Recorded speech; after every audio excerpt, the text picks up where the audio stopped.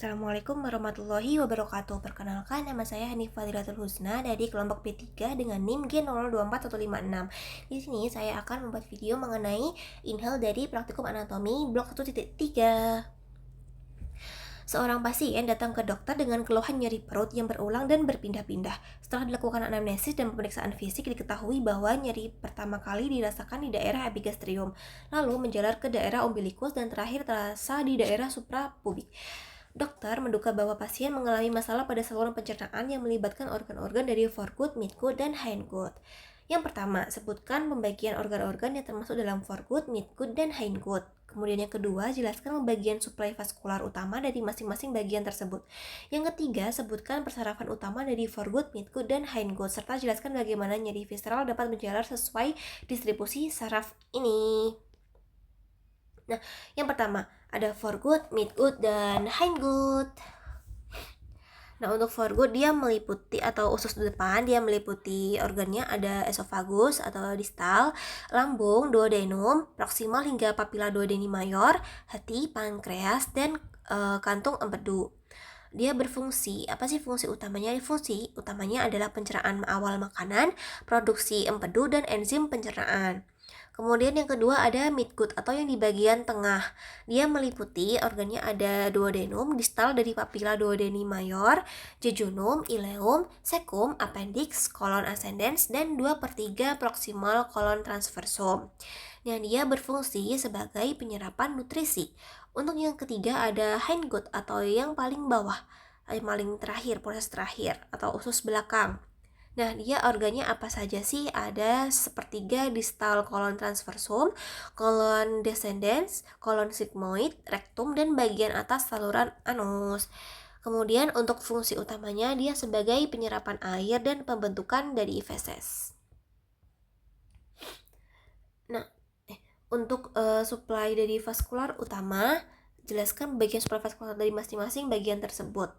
Nah, untuk dari foregut itu untuk arterinya dia dari arteri truncus celiacus yang bercabang menjadi arteri gastrica sinistra atau lambung, arteri hepatica communis dia di hati, pankreas, dan lambung. Ada juga ada arteri lianalis dia di lien dan lambung.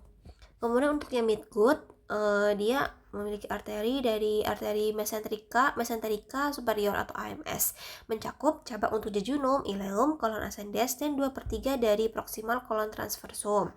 Untuk yang hindgut, arterinya ada arteri mesenterica inferior atau AMI, mencakup cabang untuk 1/3 dari distal kolon transversum, kolon descendens, kolon sigmoid, dan rektum bagian atas. Sebutkan persarafan utama dari foregut, midgut, dan hindgut, serta jelaskan bagaimana nyeri visceral dapat menjalar sesuai distribusi saraf ini. Nah, untuk forgutnya, sarafnya dia ada plexus celiac atau simpatis dari T5 sampai T9 via nervus planchnicus mayor, parasimpatis dari nervus vagus. Kemudian untuk distribusi nyerinya, nyeri dirasakan di epigastrium karena persarafan simpatis dari T5 sampai T9.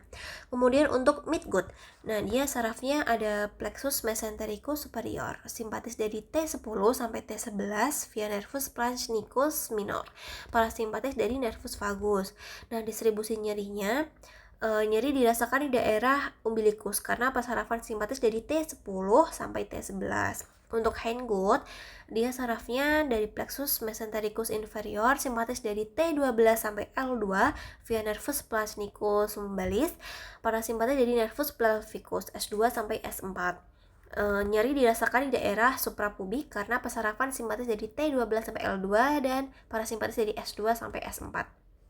Nah, nyeri visceral ini tuh berasal dari organ-organ internal yang menerima persarafan simpatis dan parasimpatis.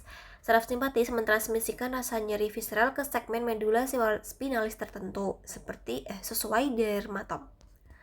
Untuk foregut atau epigastrium, nyeri akibat distensi lambung atau duodenum dirujuk ke T5 sampai T9, menciptakan sensasi di epigastrium.